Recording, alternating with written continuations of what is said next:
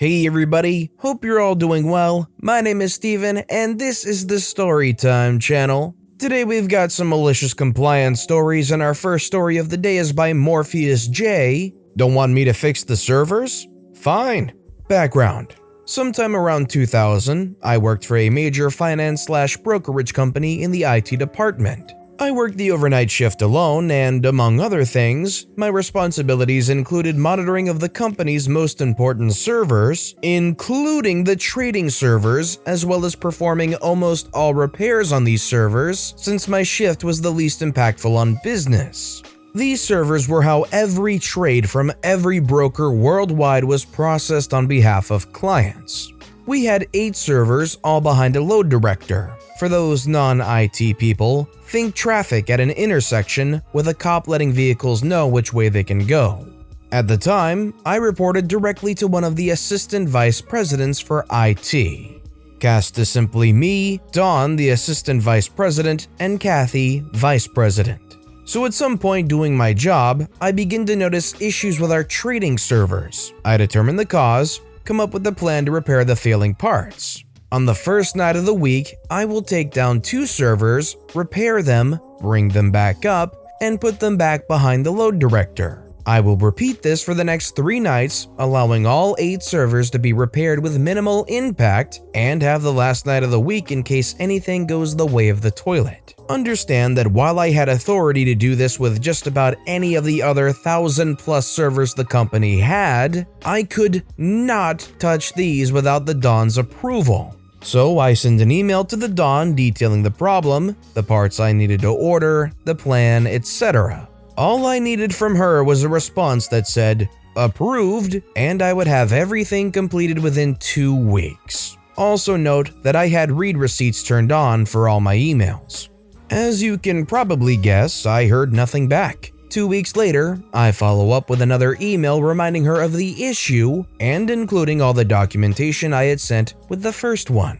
Nothing. Another 2 weeks go by and I send a second follow-up email noting that this isn't a question of if these machines will fail, but only a matter of when. Crickets. Another 2 weeks go by. It is now about noon on Friday, and I am home having just begun my weekend. I get a call that goes something like this. Hello? Kathy says, is this OP? I say yes. They say, this is Kathy. I say, who? When I'm off the clock, that part of my brain turns off. It's Kathy, your boss. Oh, hey Kathy, Oh, this cannot be good. I am now realizing that my boss's boss is calling me at my house and that all the excrement must have followed an upward trajectory towards the device circulating air. Kathy says, all the trading servers have crashed. We need everyone on hand. I say, I'll be there in 20 minutes. It was usually a 35-minute drive. Basically, 1 server crashed and the load from that server was transferred to the remaining 7, which caused number 2 to fail under the increased load. Rinse and repeat for all 8 servers. I arrived at work to find the entire team is there with 8 brand new servers ready to be built. We get everything built, locked down, restored from latest backups, and online again by 6 p.m. Then home for the weekend. I get to work Sunday night, my Monday, and the first thing I do is print out emails and those oh-so-precious read receipts. I place them in a nice folder on the corner of my desk. At 7 a.m. Monday morning, end of my shift, Kathy walks into my office and asks me to join her in her office. I say sure and grab the folder and follow her. When we get to her office, present are me, Kathy, Dawn, and a lady from HR. Kathy says, so OP. I understand from Dawn that it is your job to monitor the trading servers. Can you tell me what happened? I say sure. Opens folder. As you can see from this email dated so-and-so, highlighted for your convenience, I notified Dawn of the problem and requested approval to go ahead with the fix. Here, opens folder again, is the read receipt showing she read it the following morning at so-and-so a.m. Again, highlighted for your convenience. Rinse and repeat for the other emails. Kathy says, okay, thank you OP, have a good night, we'll see you tomorrow morning. Fallout. The company lost a stupid amount of money making good on every single trade that didn't happen due to the crash. I came back to work that night to find out from the team that Don was gone. I never told them the details. I was assigned to the backup contingency planning team and later to the team that implemented the BCP so that something like this would never happen again. We got a new assistant vice president. So if you found yourself in this situation where you're trying to email your boss for approval on this project, and they're actively reading the emails, you can see that, and they're not responding, would you want to play the petty game and let everything crash and have the boss be completely responsible for not doing their job? Or do you think you would be the type of person in that situation to seek out the boss in person and tell them to their face that they need to approve your request? Let me know in the comments down below. Our next story is by Get Us the Sea. Next week, I'm going to fire you. Works for a crappy airline company. Let's just make up a name, United Airlines. At this company, they started a smaller company that could hire and train people to run planes, but pay them way less at certain airports. Where my colleagues at other airports were making over $20 an hour, I was getting paid $10.25 for the same, and sometimes more, work. It honestly would scare you to know how little the people who are the ones that make sure your plane takes off safely are paid. All of us had 2 to 3 jobs to be able to pay rent, and we were all in the job for the benefits. Free flights to anywhere in the country on standby. Anyway, I had a boss, we'll call him Jim.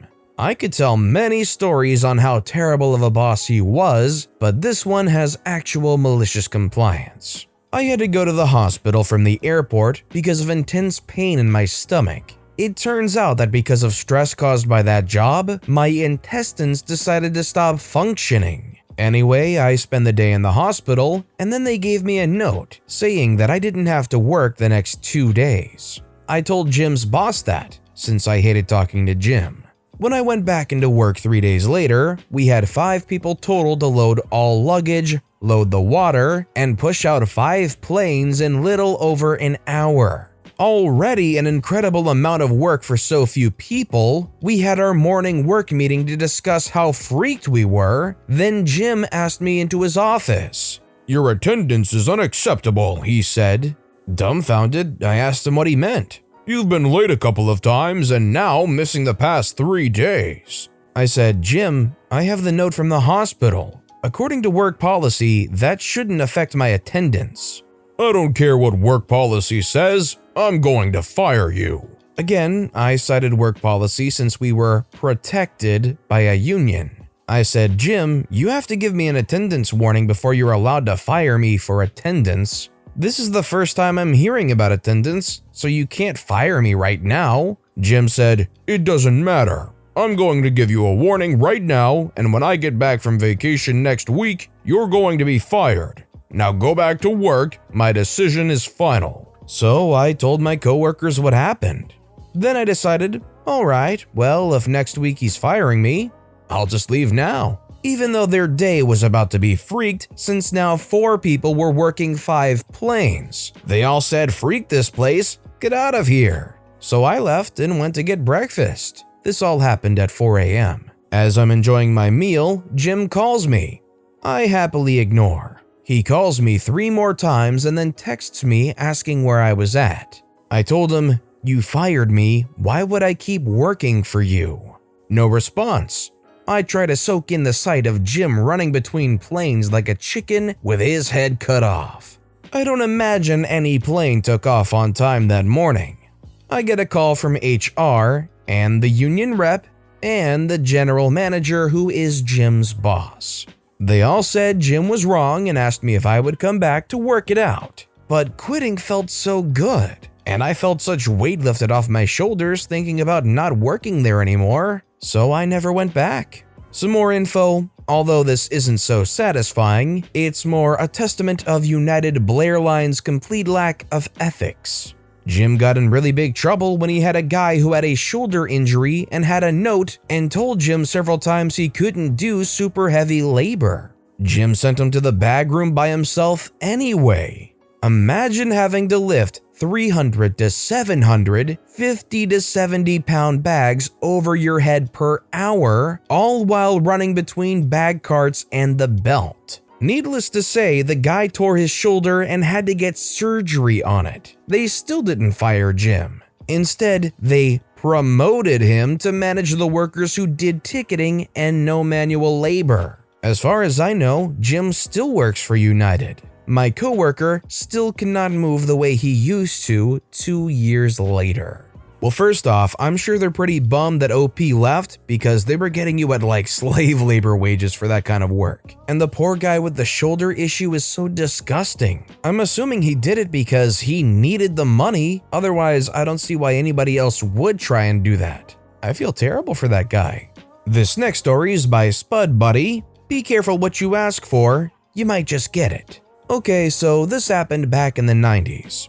After reading some of these, I felt it might fit right in.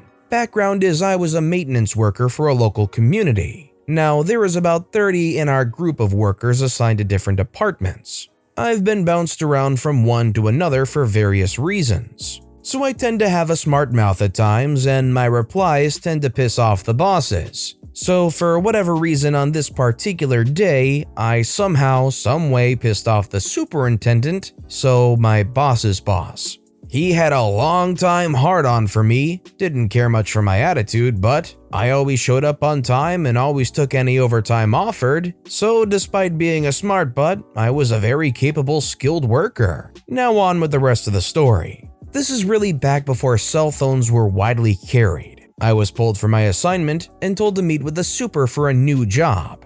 Well, we have a community bridge where I worked, and the kids used to spray paint graffiti on it constantly, so I was told to paint the bridge. I was dropped off with paint, brushes, rollers, and nothing else, so no radio to call for anything. This was in the early part of the day.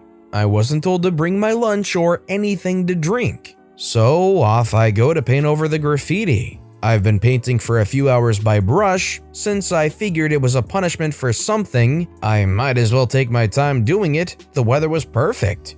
Now 1.5 hours after what should have been my lunchtime, the super drives up, gets out with another boss, and comes to inspect what I've been painting all day. He starts screaming at me, "What the freak have I been doing all day?" I told him I've been painting like I was instructed to. He calls me a liar and said I've done nothing but freak off all day. Well, now that's not true at all, as I did in fact paint the bridge. However, I painted the back side of the bridge that faced out into a field, and not the side that people can view when crossing the bridge. He was so pissed off at me while I looked at the other boss who was laughing because he knew that I had a habit of doing what I'm told, just not the way they expected it to be done. My response to the super, "Well, if you wanted me to paint the inside of the bridge, you should have directed me to do so. You said paint over the graffiti, which I did. You, however, gave me poor directions, and now you're mad about it. P.S. I had to spend the rest of the week painting the entire bridge. I hope you got a chuckle out of it. I have a few more to write when I get a few minutes." I mean, what really can they expect if they know you're a smart bud, you make all these quips, you joke around? They're going to go and set you off somewhere by yourself and tell you to do a job and just trust that it's going to get done exactly right? They should have seen it coming. And our final story of the day is by Lyeth Gray. You want us to bleach the rocks? Alrighty then. So like many people in the military, I too have had leadership entering stupid contests and winning stupid prizes. This time was one of my favorites. Our top, first sergeant, highest ranked non-commissioned officer in a army company, basically a very senior management type, told all the youngins to clean the area around HQ, including washing the whitewashed rocks that were surrounding all the pretty landscaping, which was something we had to do about once or twice a month or so. So we're out there with buckets of soapy water washing the stupid rocks when he comes out and inspects and declares that the washed rocks still look dingy and we need to bleach them to get them white again. Then he proceeds to check out and go home for the weekend, leaving us to execute his orders without much in the way of supervision. Our sole junior sergeant who was left in charge wasn't the brightest bulb in the box, if you catch my meaning. Now, anyone who knows anything knows bleach ain't gonna do a thing to make a rock change color. What he meant for us to do, and indeed what we should have done, was to repaint the rocks white again. And as it turned out, we didn't have paint, but we did have a couple bottles of Clorox.